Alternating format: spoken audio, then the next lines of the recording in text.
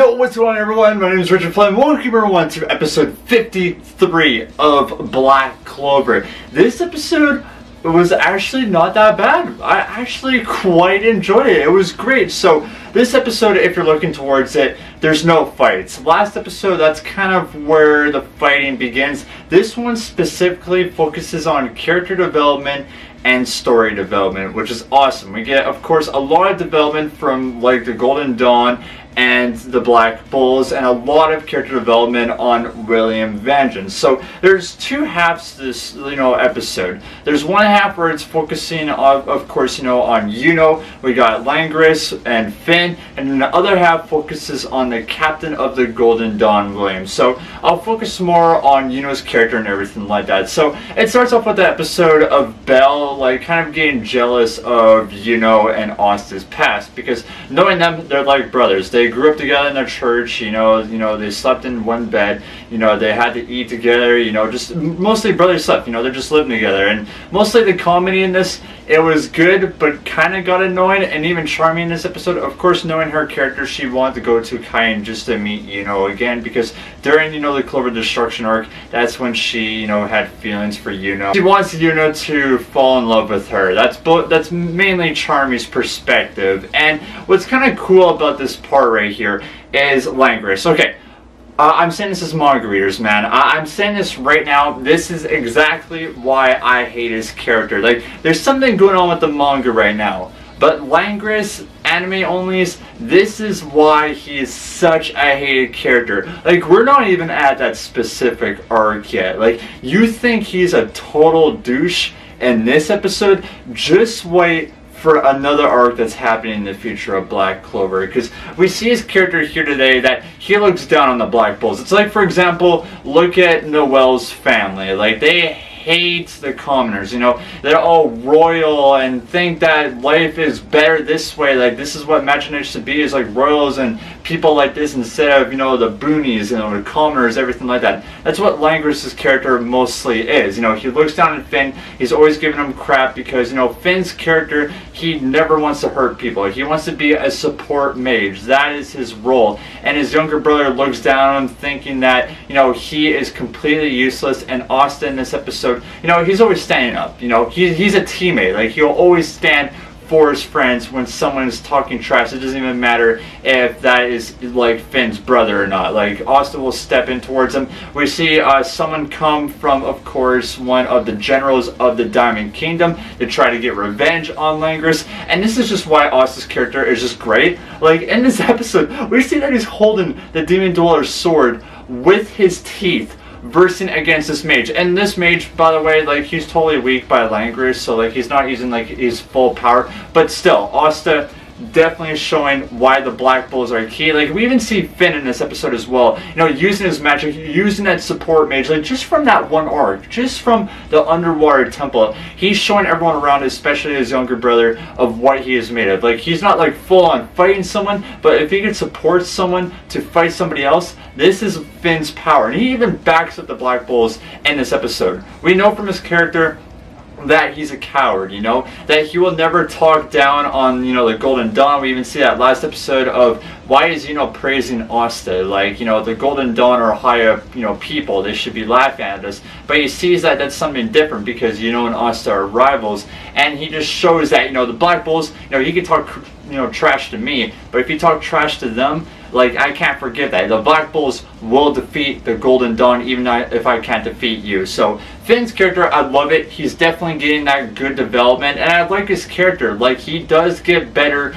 throughout Black Clover. Like, we're going to see his character quite a bit, actually. So standing up for himself, actually being a good character. I think that people are going to enjoy him a lot more. Definitely a good episode for his character development. Now we're going to get to the other side of this episode, which is the reveal of William Vengeance, his face, because we saw in the previous episodes now that Yomi is suspecting William as the leader of the Eye of the Midnight Sun. He expects him as light.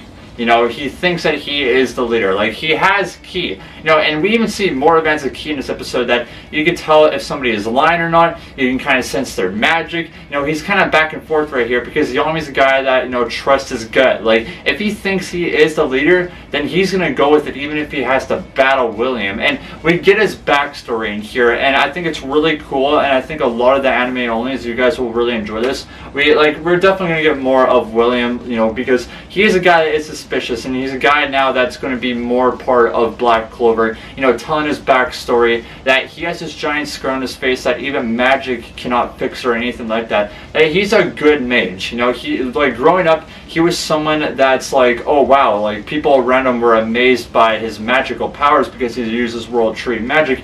But at the same time, they always were scared of him because, you know, he had this giant scar on his face. Like, he looks like scared. Like, that's why people always ran away. And growing up, his mother didn't even like him whatsoever. Like, his mother even abused him, and he was all by himself. Like, he was all alone until Julius arrives, and of course, the guy who he is, you know, to give William hope, and even hope to become a Magic Knight and potentially a Magic Knight captain in the future. Because Julius's character, it doesn't matter who you are as a character. Look for Austin, you know, for example. He's a guy that loves to discover new magic, and seeing the World Tree magic for the first time when he meets William, you know, he gives William hope. He even gives him the mask that you see now in Black Clover. Like, that's kind of like a symbol now of where William is at because Julius gave them to him. So that's kind of the backstory of William and his character throughout this. There's definitely a lot more that we need to uncover,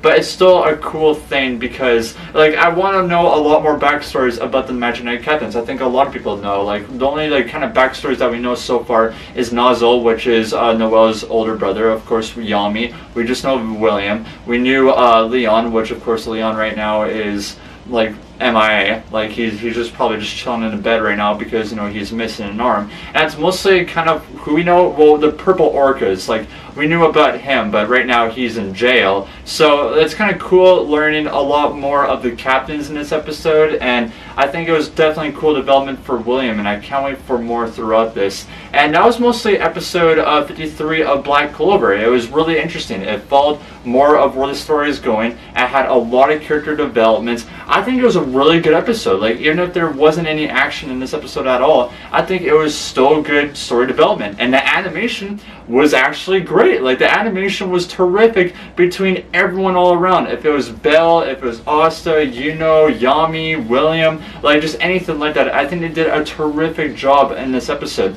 And I guess the last thing I could say throughout this episode is the Diamond Kingdom's, you know, kind of goal. Because we even see at the end of this episode, William's asked, like, he's thinking to himself, why are the Diamond Kingdom attacking? You know, there's got to be something fishy. Like, there's no way, like, they're bringing their whole squad here. Like, they're up to something. And we see at the end of the episode that they're trying to get intel. We even see, you know, I guess the leader, or maybe a Shining General, whoever it is, from the Diamond Kingdom talking about Sylph and her powers and etc. like that. And then we see Mars at the very end. Manga readers, you know how excited we are. It is almost here. I cannot wait. But yeah, episode 53, there it is, ladies and gentlemen. With this episode here today, guys, I'm going to give it an 8.5 out of 10. Definitely something enjoyable. I cannot wait. Next episode, guys. Next episode is the start. It's the start of The Witch. The start of The Witch.